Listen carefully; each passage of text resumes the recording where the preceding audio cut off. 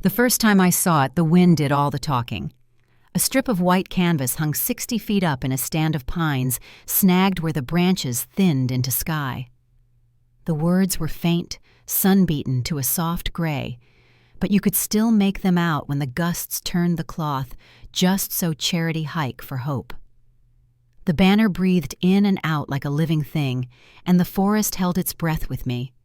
Tell me where you're listening from, and tap subscribe if you think every buried truth deserves daylight.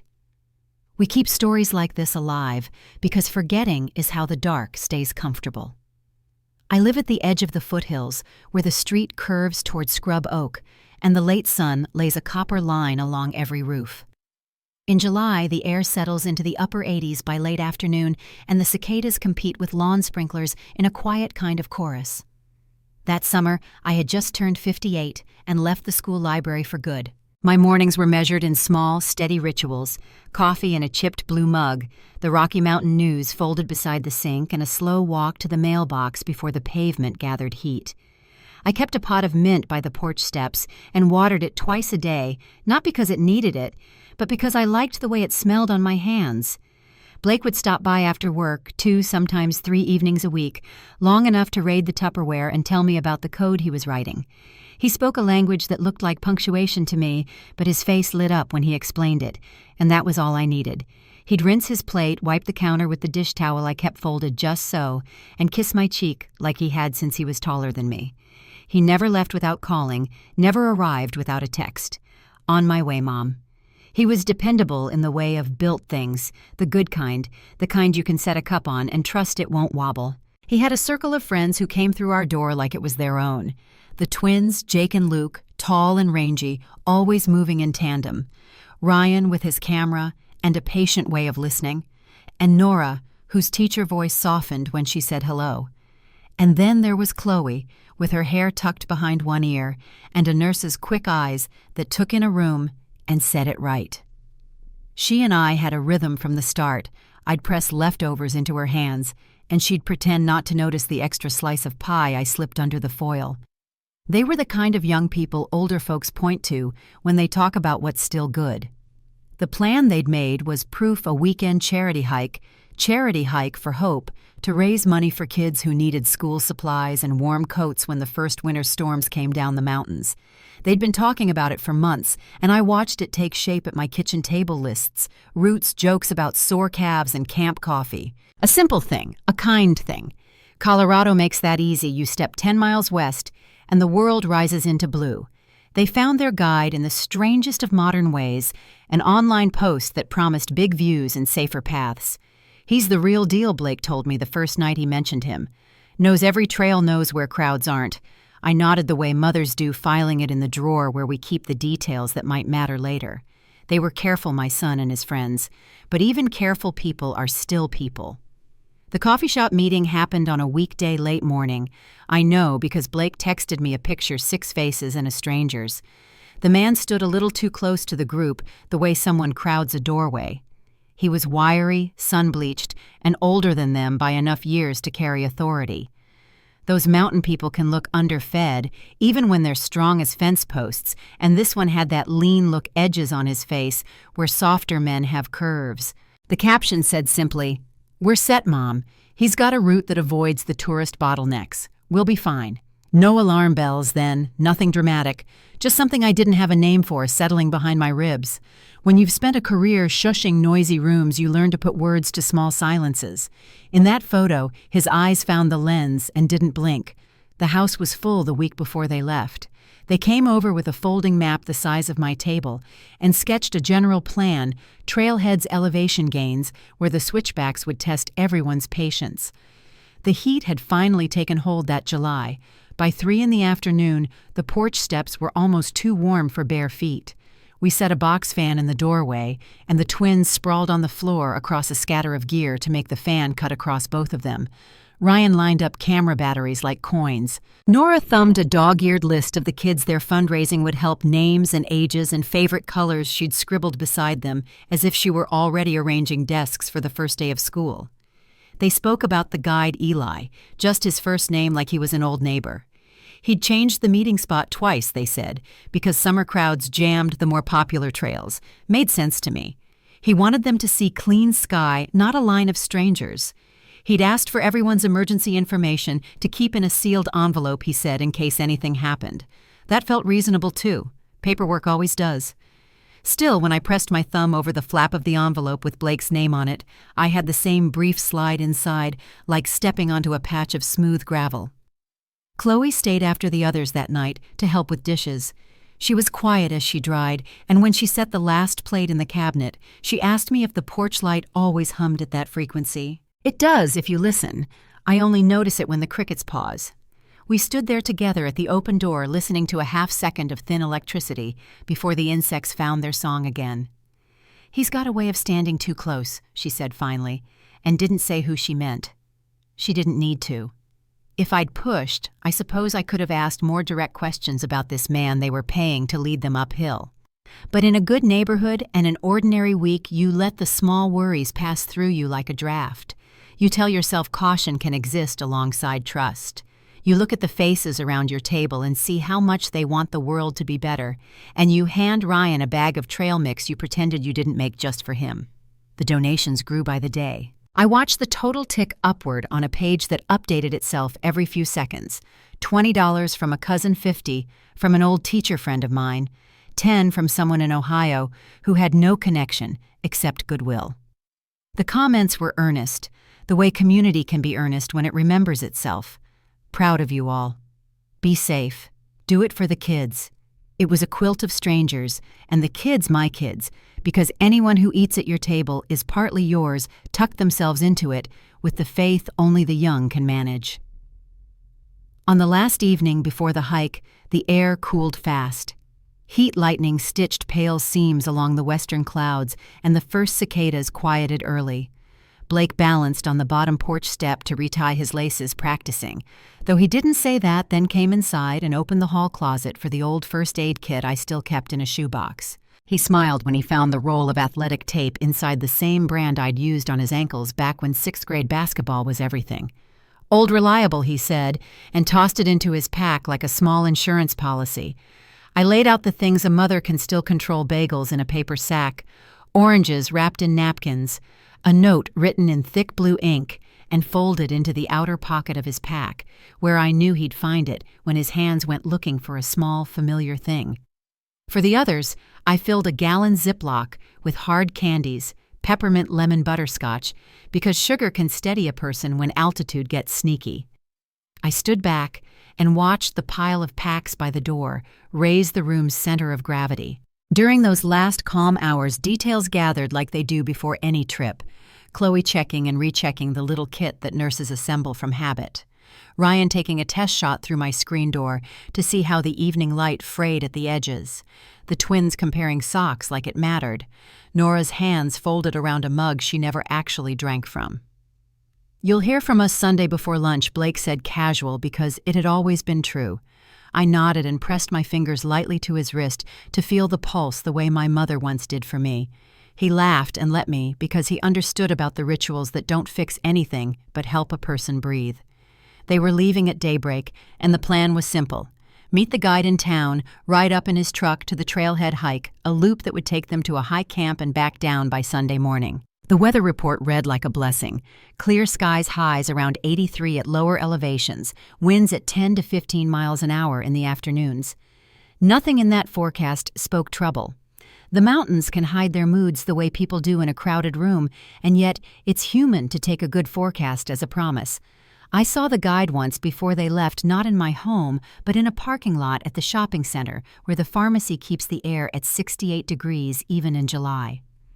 He was loading tubs into the bed of an old pickup lids, labeled in a tidy hand stoves line repair. He had that walk of someone who spends his days on uneven ground, loose at the knees, balanced on the balls of his feet. He turned as if he'd felt me looking. When our eyes met, his smile was automatic, a quick arrangement of features without warmth. He nodded once the way men do when they don't feel like talking, and went back to his tubs. I don't know that I understood anything then. Not really. I only knew I would set the porch light to the timer and put my phone on the nightstand face up, and that I would sleep a mother's sleep, a little shallow, one ear cocked toward nothing. At that hour of the summer evening, the mountains backed the horizon in the softest purple, the kind you see on old postcards. The cloud line held. The crickets resumed their high, steady music. The streetlights clicked on one by one like a string of beads pulled through a small hand. They loaded the last of the gear before first light, and the door swung shut on a hinge I'd meant to oil. The morning cool traveled along the floorboards.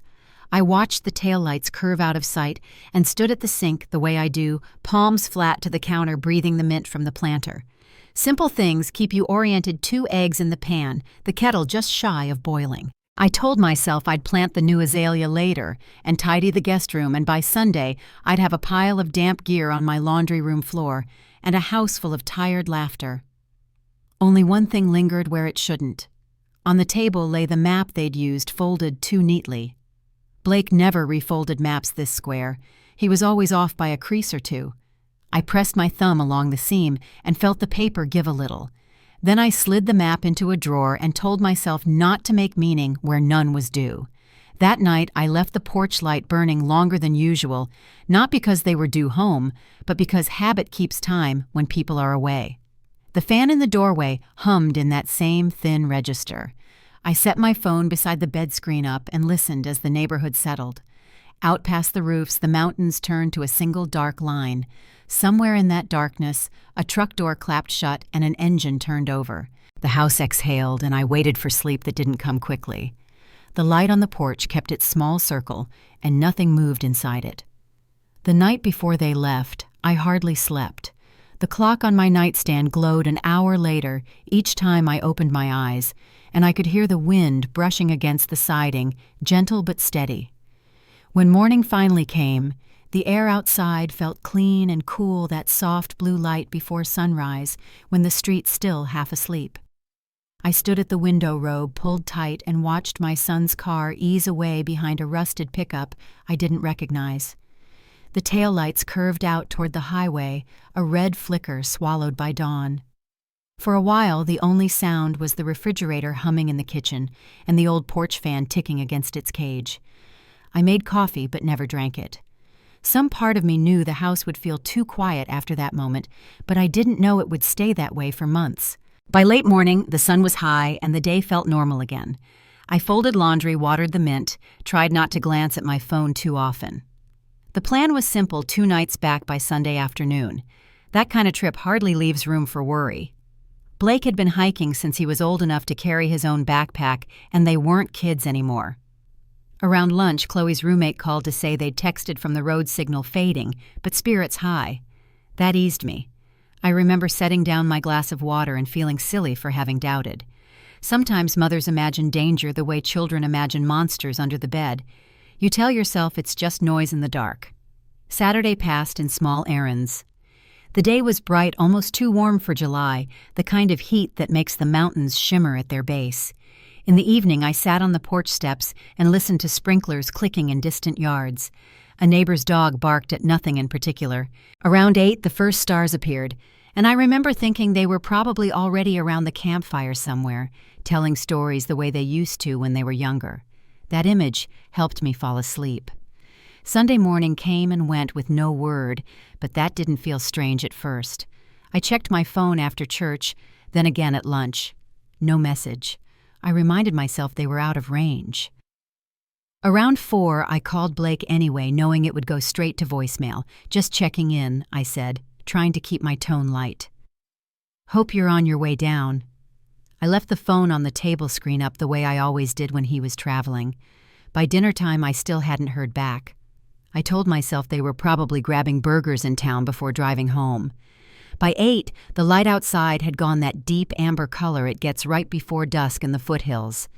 I went out to the porch to watch the road and stayed there until it was too dark to make out passing cars. When the phone finally rang, I almost dropped it, but it wasn't Blake. It was another mother, Jake, and Luke's, her voice careful too. Even. "Have you heard from them?" she asked.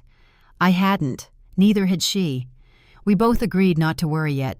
Young people stretch their adventures, especially when things go well. When the call ended, I walked through each room of the house like someone checking locks before a storm. I straightened the shoes he'd left by the door, folded the dish towel he'd used.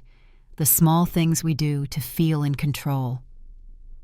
That night, I left the lamp in the living room on its glow spreading across the floorboards, the house waiting with me. By Monday morning, the silence had grown heavy enough to hurt. I called his phone again straight to voicemail. Then I called Chloe's. Then Nora's. Each time the same recording, the wireless customer you're trying to reach is unavailable. That phrase took on a weight of its own. I must have replayed it a dozen times. Around noon, I called the sheriff's office in Jefferson County. The man who answered sounded bored, polite in that distracted way people get when they've already decided you're overreacting. He told me young adults often lose track of time on these trips. Give it another day, he said. They probably just decided to stay an extra night. But I knew my son. He planned things down to the hour. The longer the silence stretched, the louder it felt. By afternoon, the other parents and I had formed a kind of uneasy alliance calls, bouncing between our houses, updates that weren't really updates. We tried to track down that guide, Eli Crane. He'd left them an emergency number scrawled on the corner of a brochure. I dialed it and listened to it ring 3 times before a recorded voice began to play. The message was short, strange, and cold. You've reached Eli. If you're calling because someone you care about went hiking with me and didn't come back, well, the mountains don't always give people back. Leave a message if you want, but I probably won't call you back. I can still hear that pause after his words, the faint background noise of wind or static, and the way my own breath sounded when I hung up.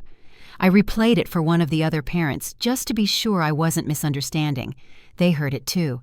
None of us spoke for a few seconds afterward. Something shifted then. Whatever comfort I'd been holding on to snapped clean in half. By Tuesday, a formal missing persons report was filed. Detectives asked for every detail: where they were supposed to start, what gear they carried, what car Eli drove. When I showed them the last photo Blake had texted me, the group standing in front of a truck, smiling under that wide Colorado sky, they leaned in close, zooming on the plate number. I could tell from their faces that it wasn't going to help much. He didn't file a route, one of them said more to his partner than to me. No trail registration, no GPS data. Nothing. The following morning, search teams mobilized. Helicopters swept over likely paths near Mount Evans, their blades thumping against the thin air. Volunteers on foot spread out through brush and gullies. The sound of engines echoed between ridges. Every hour felt longer than the one before. By evening, they found the guide's pickup abandoned at a trailhead keys still in the ignition. I remember sitting in the sheriff's small waiting area when the news came through. A deputy's radio crackled, and someone whispered the words, "truck and note." Later they told us the note was simple: "Gone fishing. Back when I'm back." There were 7 sets of car keys left on the dash. That detail made something inside me go still. I couldn't explain why not then. It just felt wrong, the way a locked door feels wrong when you know it should be open. Search efforts grew from there, more volunteers, more dogs, more air support, but the wilderness stayed silent. Colorado's backcountry is merciless that way, endless folds of rock and timber places that seem to erase footprints as soon as they're made. Each day the teams pushed deeper. Each night they came down empty-handed. The first sign came that Friday, a shredded backpack found near a narrow waterfall, its fabric torn and dulled by spray. Inside were fragments of a life: a wallet, a cracked phone, a small notebook with water damage bleeding through the ink. The handwriting was shaky, but legible enough for one line to stand out. When they read it aloud, every sound in the room vanished. "Eli isn't who he says he is," it said. "He's taking us somewhere we're not supposed to go." I remember gripping the edge of the table as they spoke, trying to anchor myself to something solid. That notebook belonged to Chloe. They knew from a patch she'd sewn to the pack. Her words turned fear into fact. It wasn't an accident. It wasn't weather or wildlife or a wrong turn. Something deliberate had happened out there. The investigation shifted overnight. Reporters began to circle some kind, some just hungry. Detective Sarah Chen, the lead, stood outside the command post that weekend and spoke into microphones with measured calm. She explained they were treating it as a potential criminal case, though there were still no suspects. I watched her on the small television in our living room, the sound turned low. Behind her, the mountain range looked endless and unbothered. Days blurred. The search stretched into weeks, each one heavier than the last. They followed every trace of Eli's name through records and databases. What they found only deepened the unease. The license he'd shown the hikers was fake, the address on it tied to an empty lot. No employment history, no social media trail. He was a ghost built from paperwork. Owners of outdoor stores began to come forward with stories. One remembered him buying ropes and camping stoves with cash, asking how long canned goods would last if stored underground. Another recalled him wanting maps of areas with no cell coverage. He said he liked to take people where the world couldn't find them, she told detectives. That phrase stuck with me, where the world couldn't find them. As July bled into August, the headlines began to fade. News cycles moved on.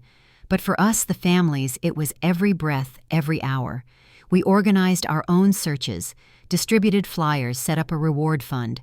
I kept a binder on the kitchen table filled with printouts, notes, maps marked with circles where they'd last searched. Sometimes I'd wake at 3 a.m, open that binder, and trace the routes with my finger as if I could reach him by will alone. The official search finally scaled down after 21 days. They told us the odds of survival were diminishing. That's the word they used, as if life were a light bulb fading instead of a person you loved. Some families began to hold memorials, but I couldn't. There's a difference between grief and surrender. I wasn't ready to cross it. I'd sit on the porch at dusk and watch the mountains bruise purple, listening for any sound that didn't belong the far-off rotor of a chopper, a siren carried on wind. It's strange how quickly your senses recalibrate after loss. Everything becomes a form of listening. Every silence feels like it might break if you just wait long enough. As summer turned toward fall, the sheriff's office closed its field base, packed away the maps, and folded the case into cold files. Still, Detective Chen kept calling me every few weeks, even after most of the others stopped. "We'll find something," she'd say, her voice steady but softer each time. Years would pass before she was proven right. But that summer, all I had was the hum of the porch light and a phone that never rang. The forest had taken 7 bright souls and left us with air and echoes. I didn't know it then, but somewhere out there beyond the tree line, where the trails fade and the wind forgets names, a strip of white fabric was still hanging high in the branches, waiting for the world to look up again. Winter came early that year, and with it, the silence deepened. When the official search teams packed up and left, the mountain seemed to fold in on itself again, reclaiming the noise we'd brought to it. All that was left behind were weathered stakes in the soil and a small wooden cross someone had placed at the trailhead, the names of 7 young people written in marker that had already begun to fade.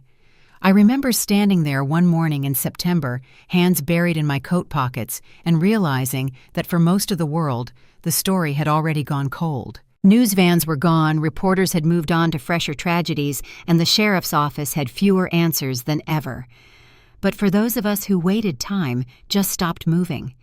The days stretched long and empty, anchored only by calls that led nowhere. I learned the texture of waiting, the way it can fill a house like fog, slow and heavy and invisible. Detective Sarah Chen kept in touch when she could. She wasn't one for small talk, which I appreciated.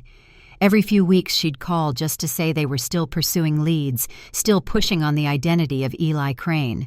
But her tone changed over time, the confidence draining into something closer to exhaustion. "He's not in the system," she told me once, her voice faint over the line. "It's like he appeared out of thin air, used that name for a while, and vanished again." That phrase stuck with me, "use that name."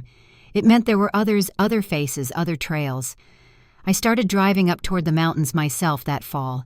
I'd park near the same lot where they'd found his truck and sit there until the cold crept through the seams of the car. Sometimes I'd walk a short distance up the path until the trees closed in. It wasn't that I expected to find them. I think I just needed to stand where they'd last been alive. The forest changes after something like that. You start to hear it differently. Each creak, each snap of a branch sounds like something trying to speak. Over the next year, the case shifted from active investigation to a story told in fragments. I'd hear pieces from people Sarah had interviewed. A store clerk remembered a man matching Eli's description, buying rope and canvas tarps, always in cash. A ranger recalled seeing him years earlier under a different name, camping in restricted areas. It painted a picture that was hard to hold in one frame, a man who drifted through the backcountry for years, learning its folds and silences, finding places where people disappeared easily. It wasn't proof not yet, but it was enough to keep the small circle of us from giving up completely. When I couldn't sleep, I'd find myself searching online forums, local archives, anywhere someone might have noticed a missing hiker, a guide with no background, a vanishing that echoed ours. There were dozens. Different years, different states, but always the same pattern. A group goes into the wilderness with a man who knows it too well, and none of them come back. People online had their own theories: serial predator, cult leader, wilderness recluse, but none of that helped bring anyone home. The only real comfort came from the few parents who still reached out just to hear another voice that understood the shape of the loss. We'd talk about ordinary things, what the weather was like, how the holidays felt emptier, and then quietly about the search. I learned how hope can live next door to grief without ever touching it. By the time the 4th anniversary of their disappearance came around, I'd stopped expecting closure. I still kept Blake's number active on my phone plan. Every few months, I'd get an automated message saying the voicemail box was full, and I'd delete the oldest ones to make space again. It felt like keeping a door cracked.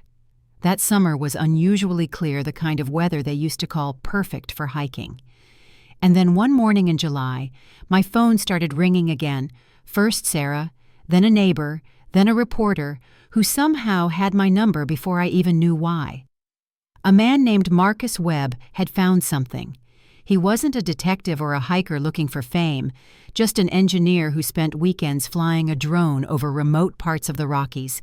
He'd been filming waterfalls when he caught a glimpse of white fabric tangled high in the trees 60 feet up at least.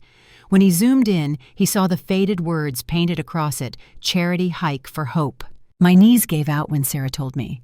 It had been 4 years, almost to the week. Within days, the footage spread online. The video was less than a minute long, but it broke the quiet that had settled over all of us. Seeing those words again, still moving with the wind, was like hearing a voice you thought you'd never hear again. It didn't matter that it was just fabric. It was proof that they had been there, that the mountain had kept some trace of them after all. Law enforcement scrambled to verify it. They reached out to Marcus and secured the GPS coordinates from his drone. Within 24 hours, a small team was on foot, hiking into a section of wilderness that had never been properly searched before. The terrain was brutal, steep inclines, dense undergrowth, no marked trails. It took them nearly a full day to reach the location. When they did, they found more than just a banner. Sarah called me that night from a satellite phone. Her voice was steady, but quiet, the way people sound when they're standing in a place that changes everything. They'd found what looked like the remains of a campsite, burned logs in a circle, bits of melted plastic scraps of fabric tangled in roots. The stones around the fire were wrong, she said. Too symmetrical, too deliberate.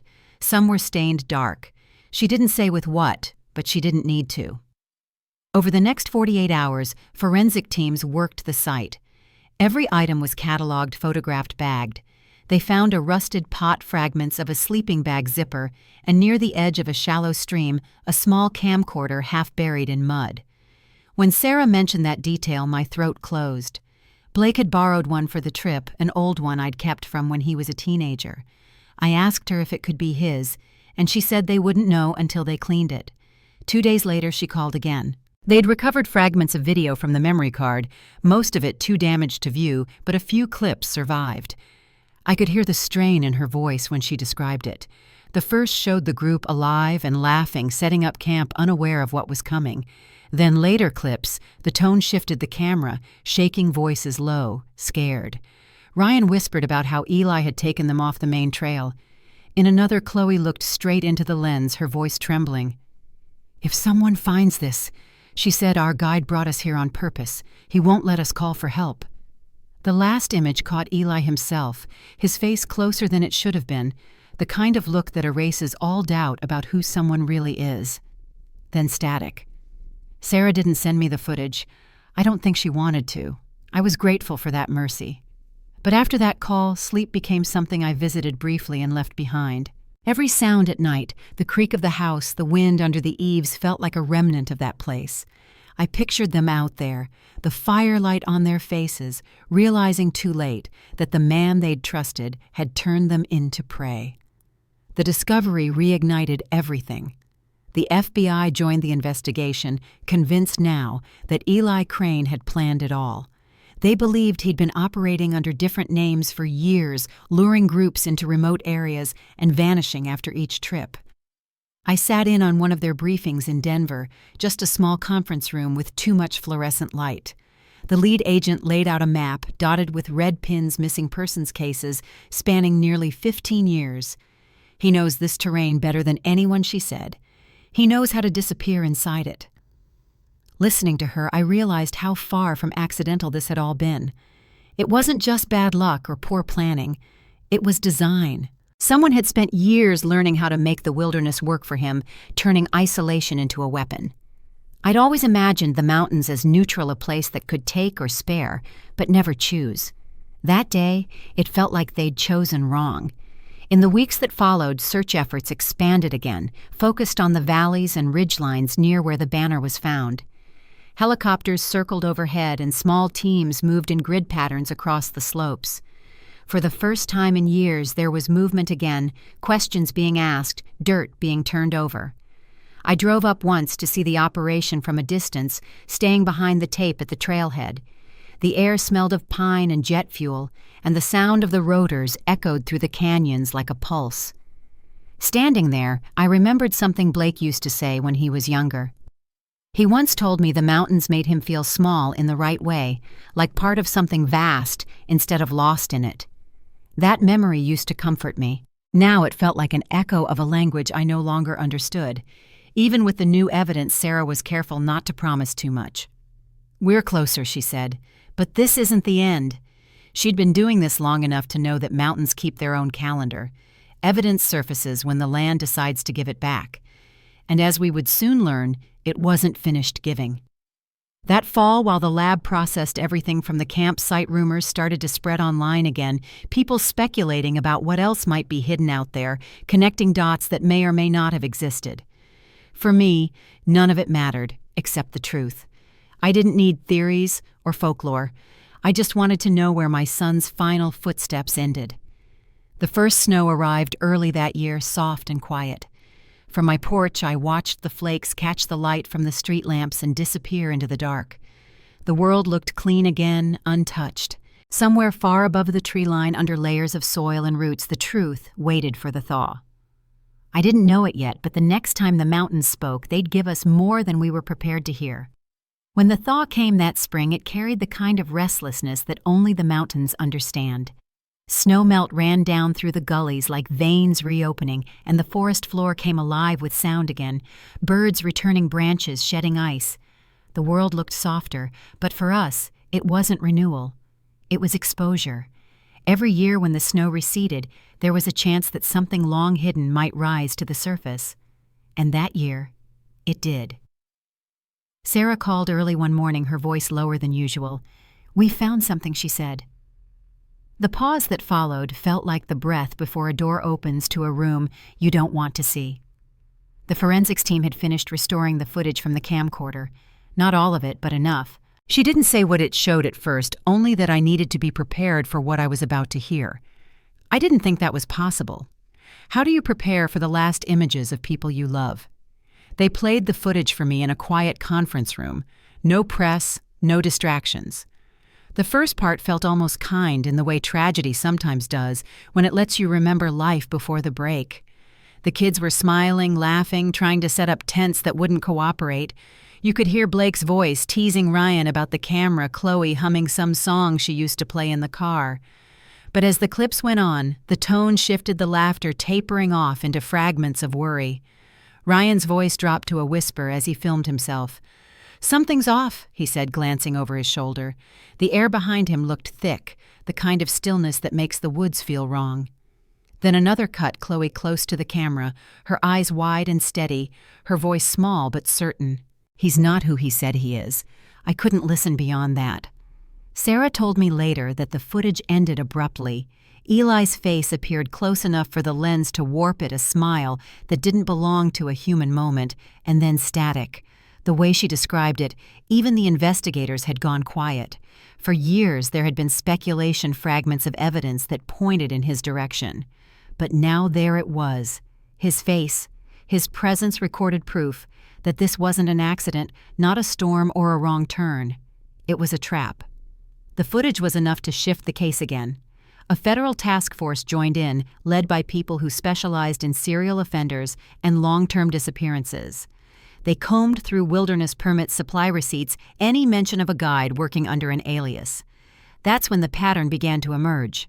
Groups gone missing in other states, hikers who never returned, couples last seen with a man who fit his general description.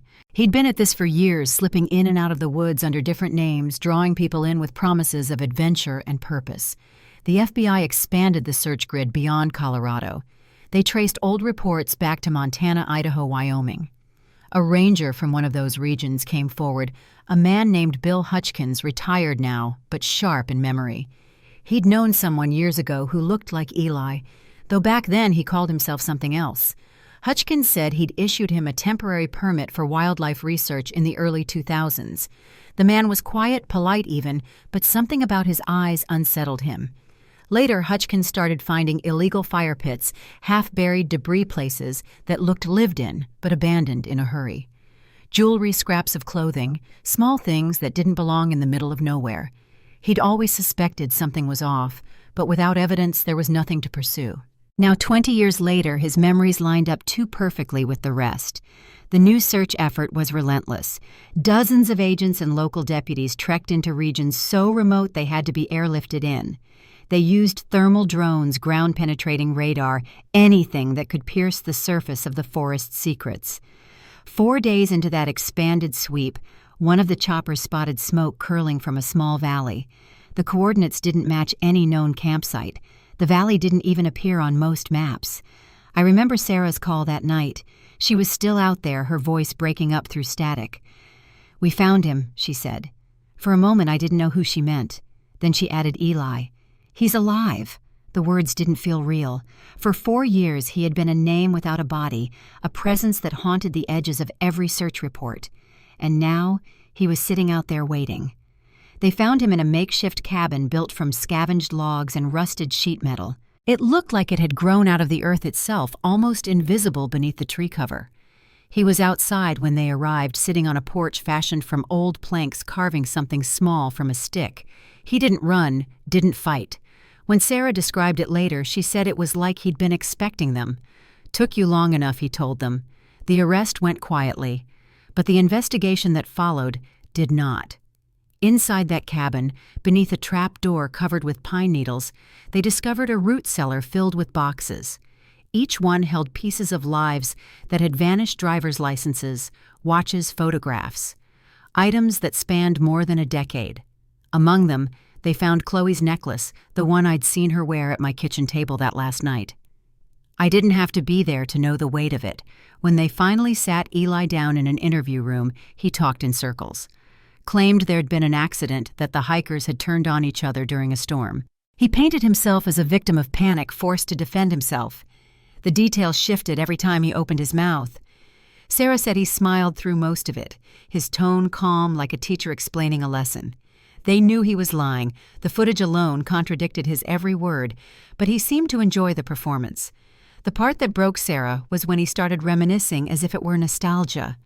"They wanted an adventure," he said. "I gave them one." She told me later that she'd had to step out of the room. The evidence from the cabin confirmed what they'd feared. He'd been hunting in those mountains for years. The personal items matched missing persons from 3 different states. One shallow grave behind the cabin contained a human bone lodged in an old hiking boot, too old to belong to our group, but proof that his crimes reached further back than anyone imagined. When news of his arrest spread, the story exploded again. Reporters camped outside the sheriff's office. Satellite trucks lined the street.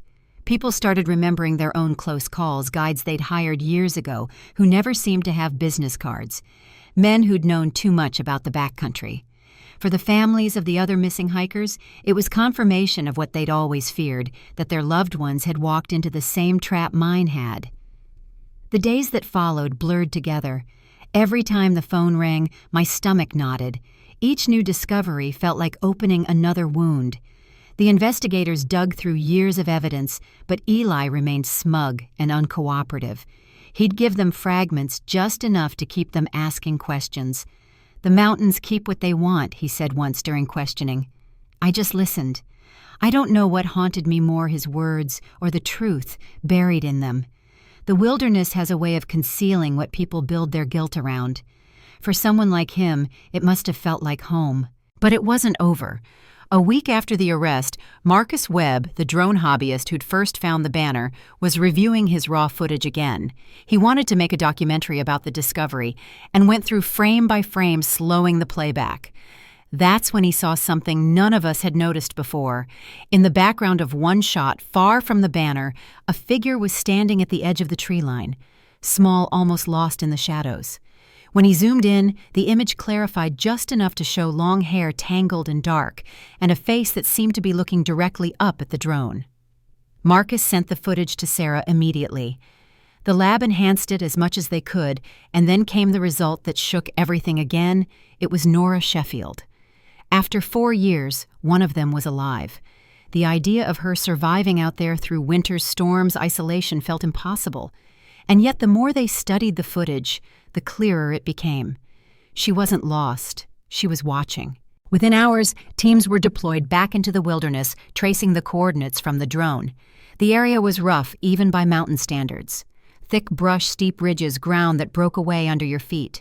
They found footprints leading deeper into the forest, small and deliberate, the kind that suggested someone who knew how to move without leaving much behind. By dusk, they came upon what looked like a shelter built into the rock face of a ridge, a space only visible from one angle, carefully concealed. Inside were signs of long-term survival tools, made from stone containers, patched together from bark and resin, and a wall etched with marks counting days and months, nearly 4 years of them.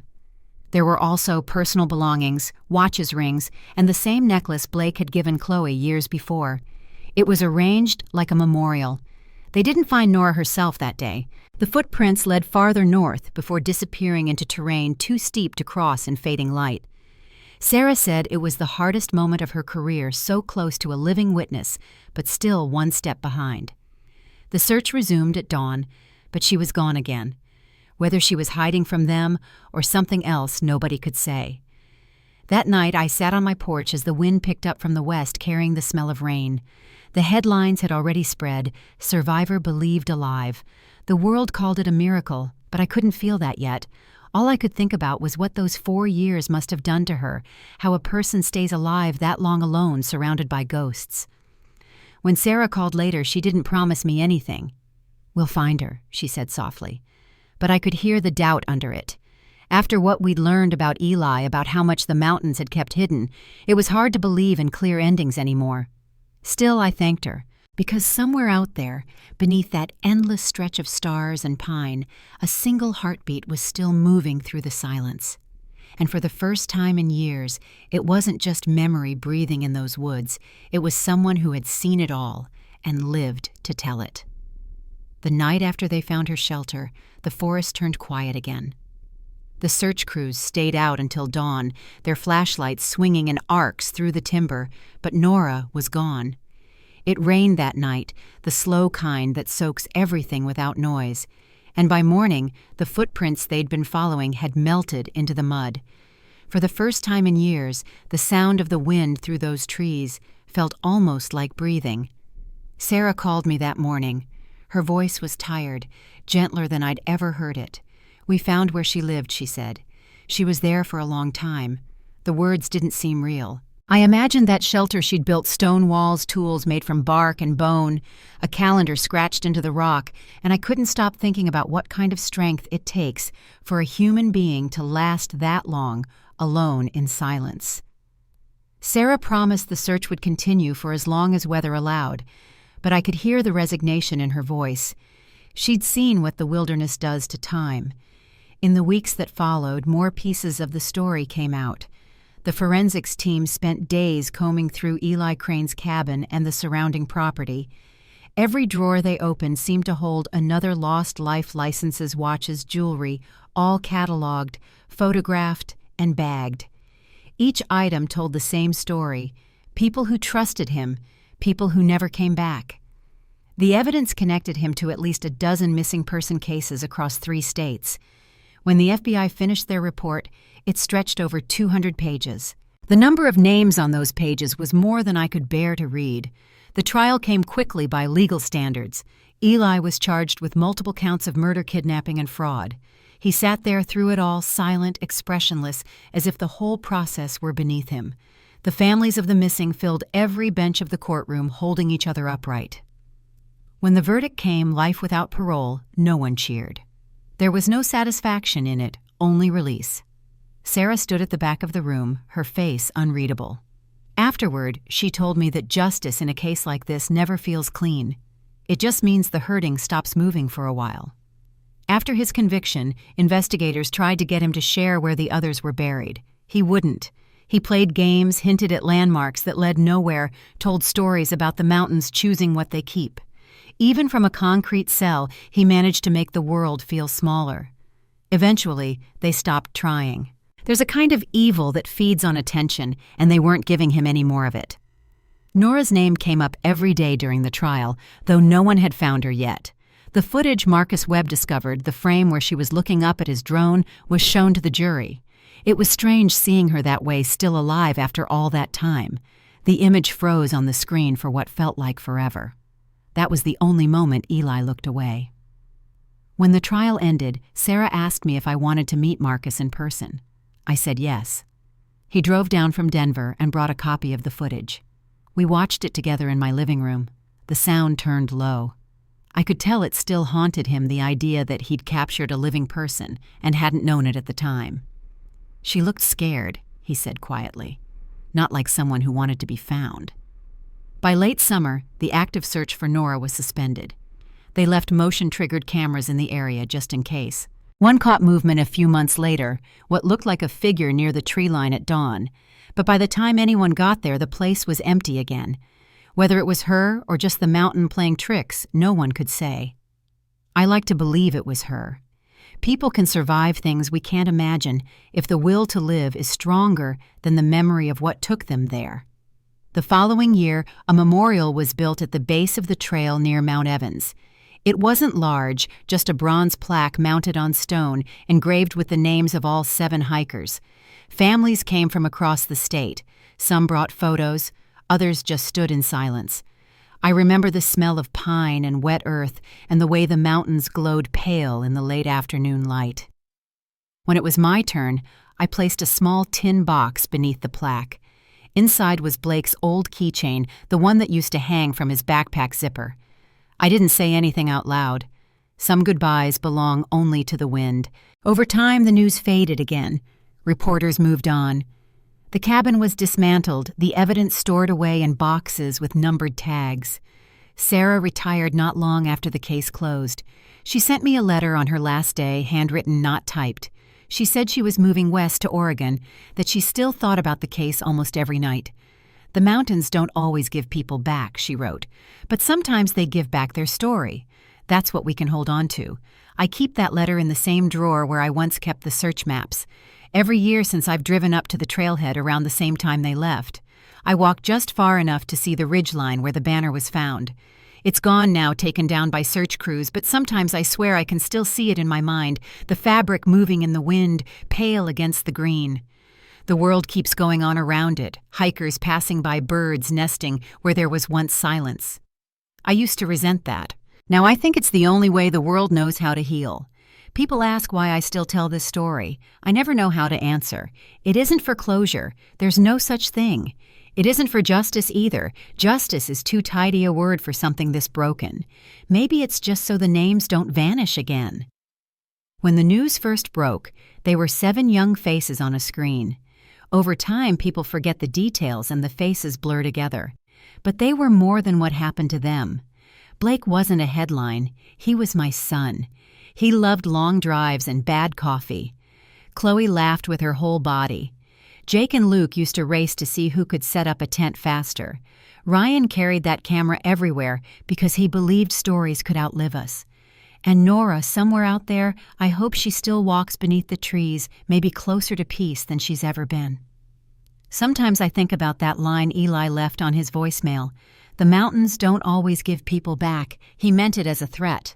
But after all these years, I've started to hear it differently. Maybe the mountains don't give people back the way we expect standing whole at our doorstep. Maybe they give them back in whispers and traces, in the way a breeze moves through the pines at dusk. Maybe that's enough. When I finish these drives, I always stop at the same overlook before heading home. It's quiet up there. You can see for miles the light catching the snowcaps, the valley curling below. Every time I stand there, I realize how small we all are, how everything that happens to us eventually folds into the landscape. The grief softens, but it never leaves. It just finds a quieter shape to live in. Eli Crane will spend the rest of his life in a cell. His name sits in legal documents and court transcripts, but it doesn't matter much now. What matters are the people who came home in memory and the one who might still be walking somewhere under that sky. If this story stayed with you, share it not for attention, not for numbers, but so no one's name gets lost to the dark. Because in the end, remembering is all the justice we have left.